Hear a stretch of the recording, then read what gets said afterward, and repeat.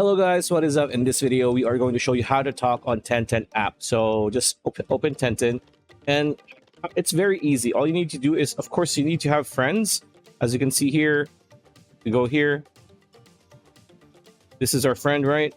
So once you have your friend, because you can't, one thing you need to know using 1010, by the way, it's not the best app, but to use 1010, you need to have contacts. You need to have friends or people that you have added to your friends list, as you can see here. And it's very easy. All you need to do is just hold to talk. As you can see here, microphone not available. Another app is now using the microphone because we are using the microphone to record this video. So as you can see here, you just need to hold, right? You just need to hold. So do it again.